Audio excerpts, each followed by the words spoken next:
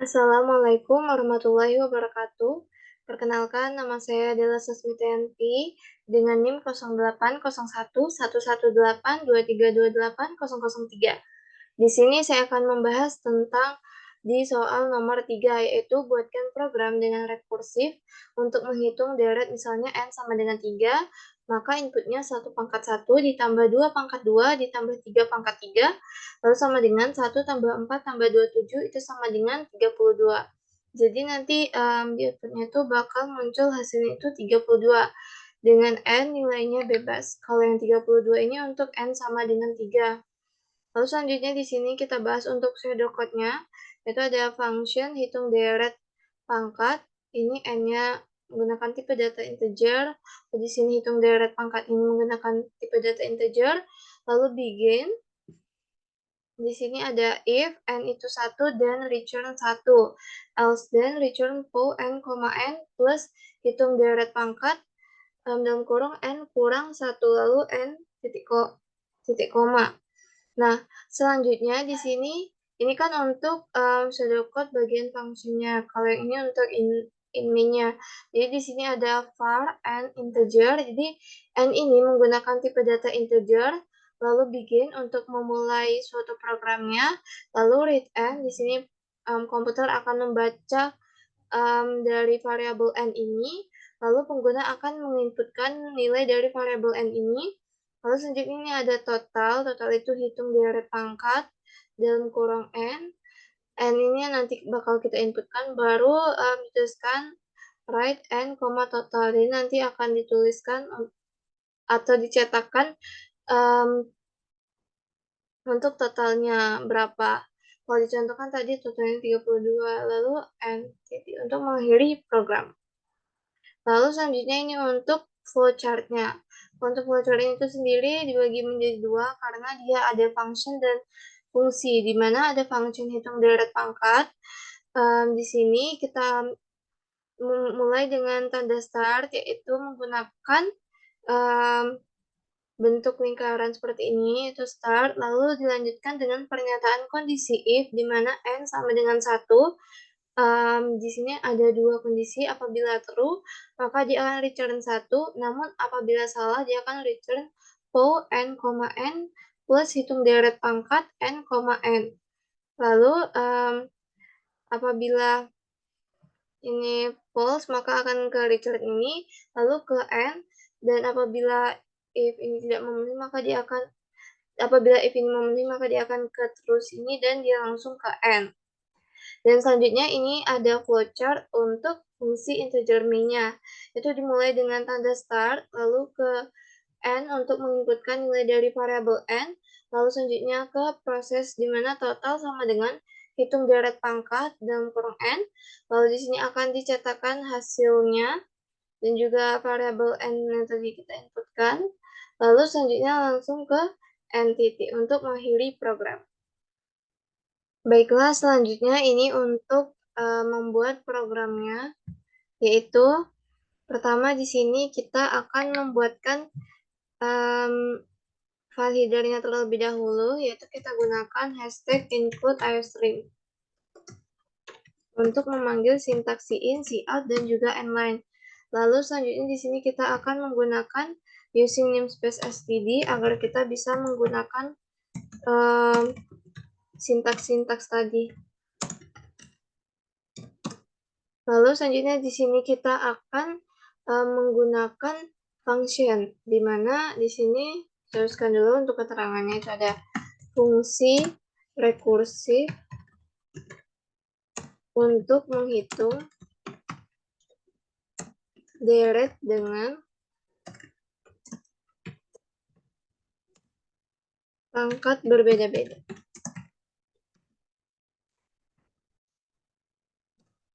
Lalu selanjutnya di sini kita menggunakan fungsinya itu hitung deret bilangan. Maksudnya hitung deret pangkat.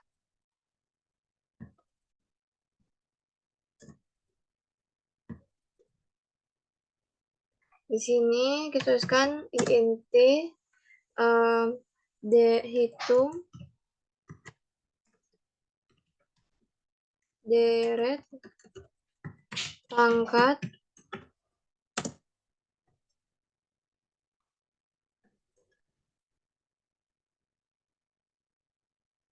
hitung deret pangkat di sini dalam kurung INTN. Lalu selanjutnya kita tuliskan ini, dimana ini untuk kasus dasar jika N adalah 1, maka kembalikan 1 pangkat.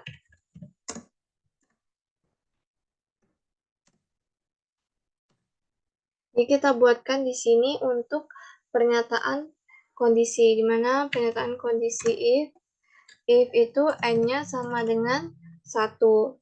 Lalu kita return 1. Titik koma, tutup kurung kurawal. Jadi di sini kita buka kurung kurawal dulu. Nah, selanjutnya di sini kita buatkan kondisinya jika bukan kasus dasar,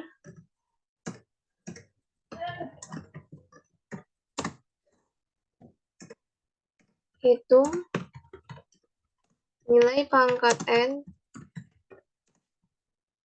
dan tambahkan dengan hasil rekursif dari N.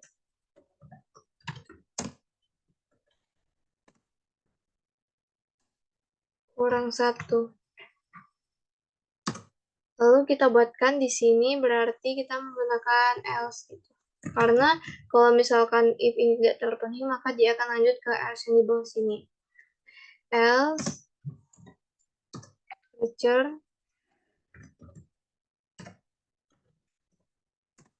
O N, N plus hitung deret pangkat N kurang 1. Titik koma. Nah, di sini karena kita menggunakan for, berarti kita buatkan tambahannya, validernya itu ada include sini.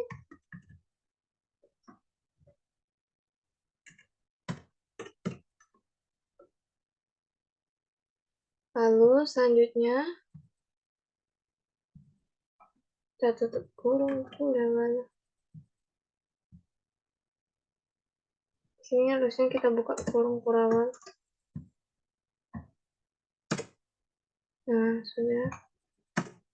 Selanjutnya, jika sudah kita buatkan untuk fungsinya, di sini kita buatkan untuk fungsi utamanya, yaitu fungsi utamanya kita menggunakan integer main.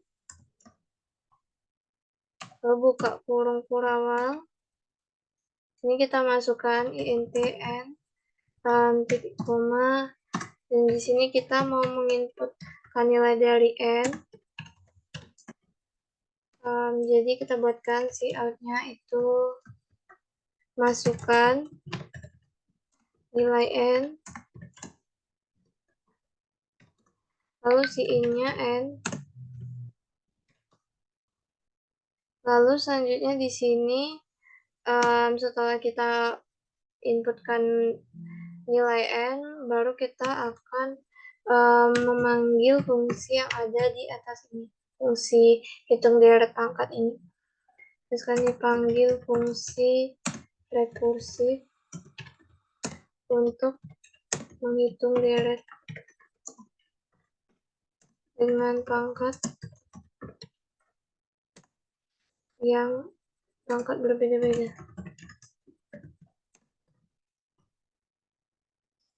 Selanjutnya enter. Di sini kita buatkan int total sama dengan hitung deret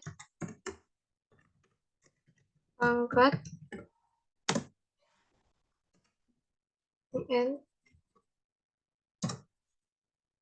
titik koma, Lalu selanjutnya di sini ada output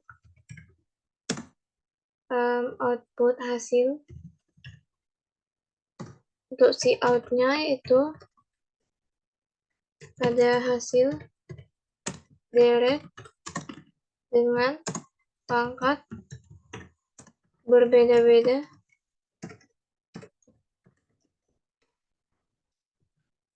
untuk n sama dengan ini n. Lalu kita buatkan ini adalah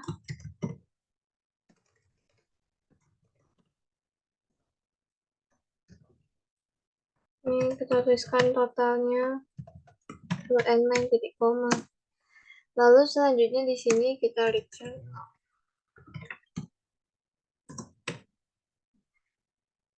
Coba kita untuk build and run terlebih dahulu.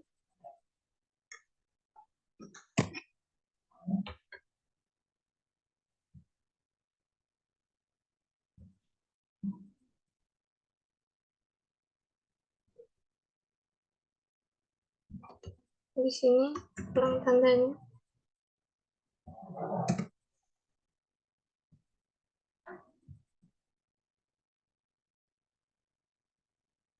Ya, di sini titik koma.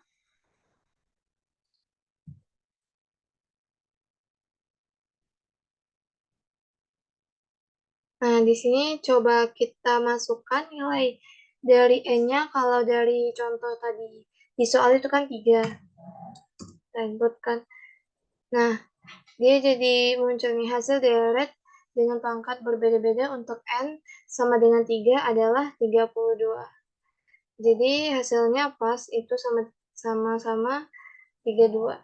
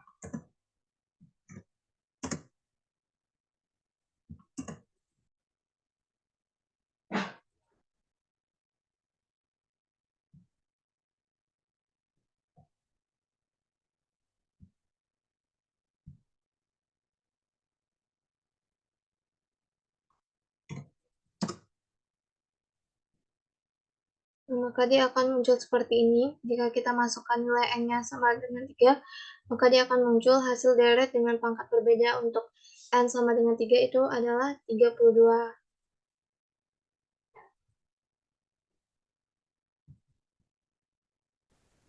Untuk penjelasannya yaitu di sini pertama kan kita menggunakan validernya itu hashtag include iostream dan juga hashtag include cmet.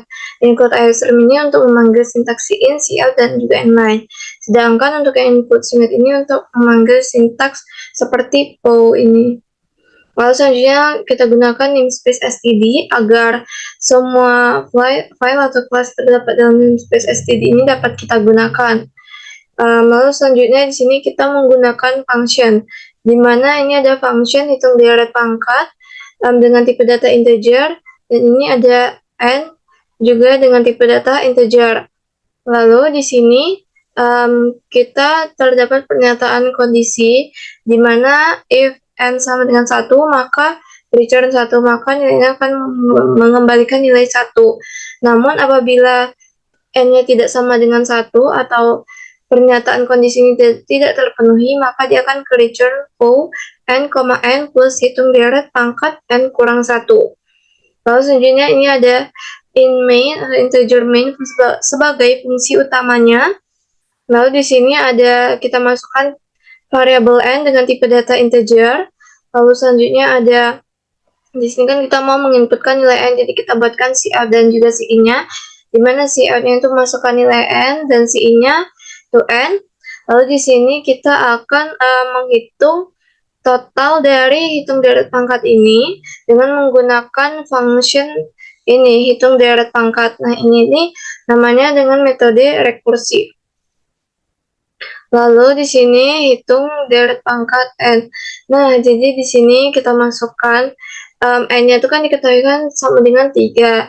Jadi dicek di sini apakah 3 itu sama dengan 1. Itu salah, maka tidak memenuhi, maka dia langsung ke else. Jadi return po 3,3 ditambah hitung deret pangkat 3 kurang 1. Nah, jadi dia akan menghitung pangkat dari 3,3.